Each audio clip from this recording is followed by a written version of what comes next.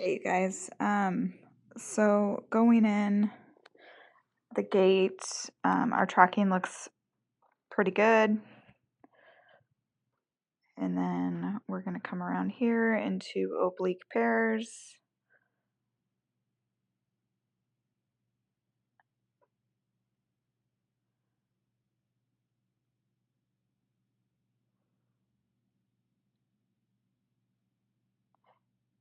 And then you'll see as it goes away, the tracking kind of gets off a tiny bit. Like it still looks pretty good here. And then you watch as Kaylee travels down. We're not all tracking any longer, but then it gets fixed. So like right there, it's looking pretty good again. So just keep that consistent. And then rolling around into the fours. I think I blew the whistle a little on the late side, but make sure we're waiting for it. I am blowing it off of Kayla's position just because she's the front. So make sure that we're all turning together to form into those fours. And then rolling into this, you can see those outsides all land, form an inline line of 3. There we are again. I'm looking for those center horses to form like one big line right there through the center of the circle, and then single file lines on the outside circle of the circles against the wall. And then as we go into this, outsides, just make sure you keep it wide and don't collapse in. You'll see here, it looks like Jaden and I can't tell who's in that middle group, but it actually looks like both of you didn't go out quite as far as that front circle.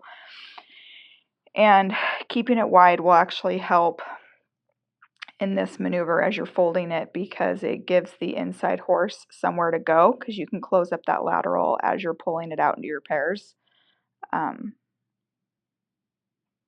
So just make sure the pinwheel maintains the lateral and then you close it up as that outside horse is bringing you around.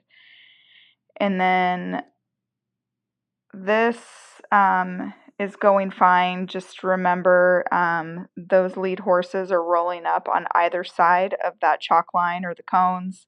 So just ride in the pocket, but make sure you aim for that head to tail so that as soon as you're past that chalk line, you're able to slide right into position.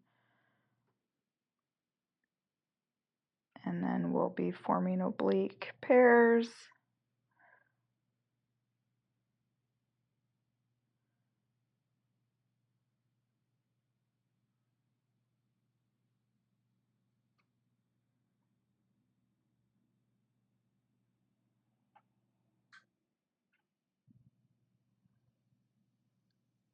And then this should be one horse directly behind the horse in front of you.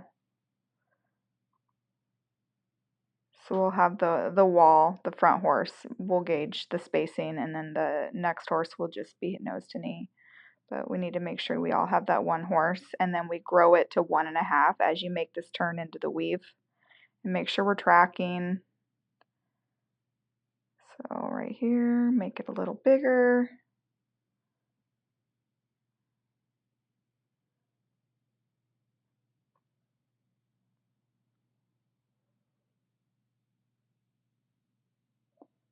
And all weaving together.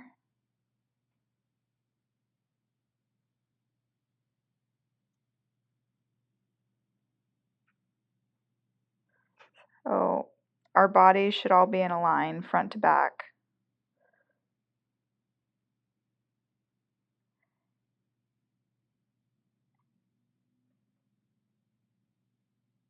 And then right here is where we're going to cut it. I will be blowing the whistle sooner on this because the longer we are in a straight line after the weave, the more opportunity it gets for the spacing to get strung out. And then just make sure we're prepared to cut that down to a half horse on the wall. And then when you turn in here, we need to all make sure we're doing a nice 90-degree turn.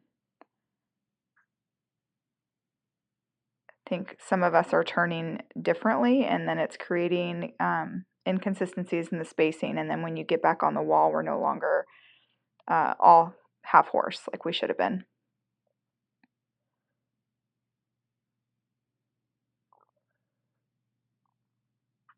That looked good with the first crosses.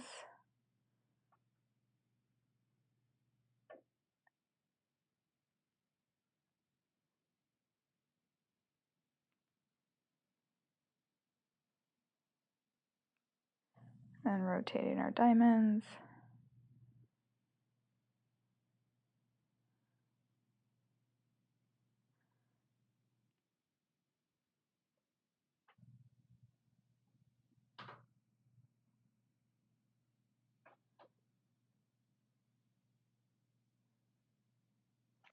There we go.